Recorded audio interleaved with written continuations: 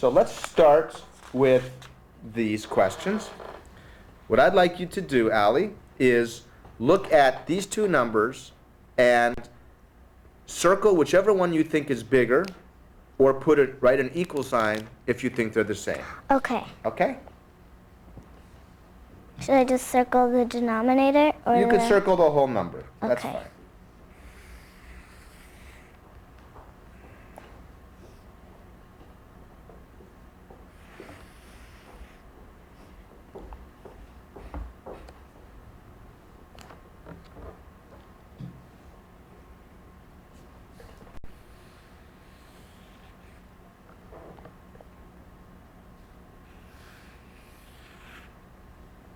Okay, great. Let's go through each pair, and you can tell me how you were thinking about them, so I know. Okay. So what were you thinking here?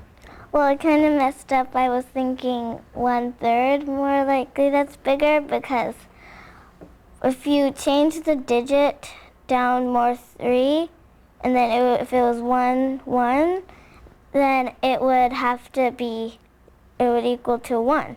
So, and 1 is a whole number, so it's bigger. And on this one, Wait, so which one's bigger here? 1/3. Oh, you think 1/3 is bigger? Yes. Okay. How about here? 1. And why is that?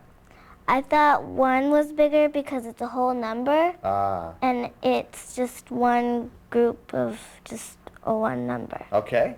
And how about here?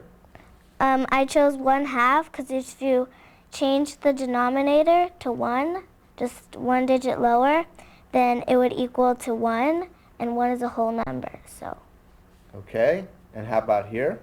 I chose 1/7 because I wasn't quite sure about this one, so I chose 1/7 because I thought it was just the smallest number, and usually you go down to the smallest number to get to the biggest number. With fractions. Yes. And how about here?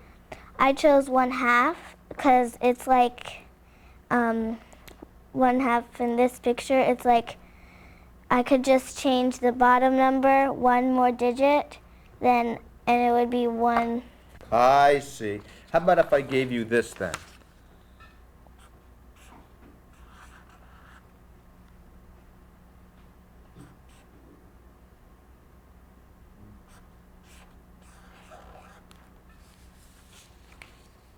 Which would you say is bigger there? I'd still say 1/2. Okay, you want to circle that? So we'll remember that. And then this one you wanted to change, right? Yes. Okay, so why don't I circle this? That way we'll remember. Okay. Okay?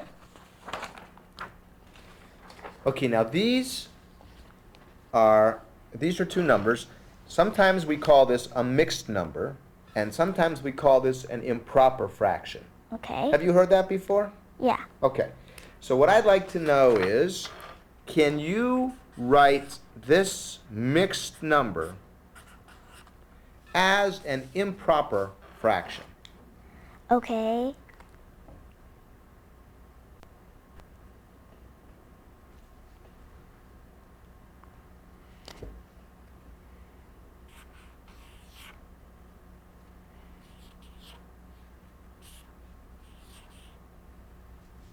Okay. Okay, and so these are the same? These are the same. Okay. And how about I'll give you an improper fraction.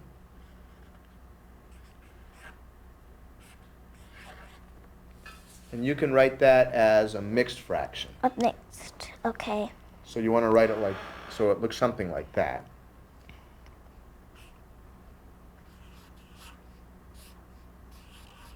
Can you tell me how you thought about that? I thought about that because it's 13/6, and if you could just put the 1 over, and it could be 1 and 3/6.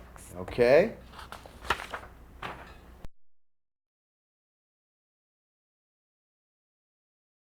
So, is there anything else that you can tell us, in your opinion, about Allie as a mathematics student that you haven't already mentioned? I think one of the things that makes her strong is that she has awareness of what she doesn't understand. So I think that's a quantum leap personally. She seems to realize what it is she has trouble with, she doesn't understand the conceptual base behind some of the things, and she's not real into, you know, methodically going through a process. Mm-hmm. She's more of a hands-on, which I guess is probably better for everybody. But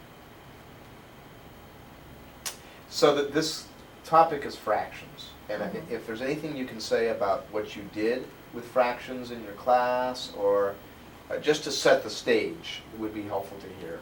Okay, well, we've worked a lot with fractions and gone back and revisited them a lot, because especially writing equivalent fractions Mm-hmm. has just escaped them. Uh-huh. Done a lot of visuals on the board and talking about real life things, trying to relate to that. But that's the thing they've had the most trouble with.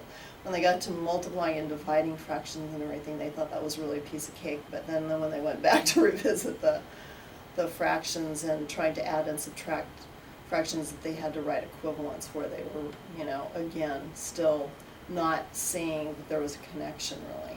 I could imagine a pre-service teacher who hasn't had a lot of experience in classrooms saying, well, I don't understand, how can fifth graders do multiplication and division of fractions, but not addition and subtraction? Isn't multiplication and division harder than addition and subtraction? Well, it's more process oriented, so if you learn the process, you don't have to really understand what you're doing, and probably most of them don't. Multiply across Right, and flip. yeah. Mhm. So there's a process there that you can teach, and they'll understand how to do the problem, whether they understand the fractions or not, which obviously they don't, because when they go back to write equivalent fractions, they still are completely lost. I don't think they expect sense out of this, so. I'm surprised how little sense they expect from a lot of things.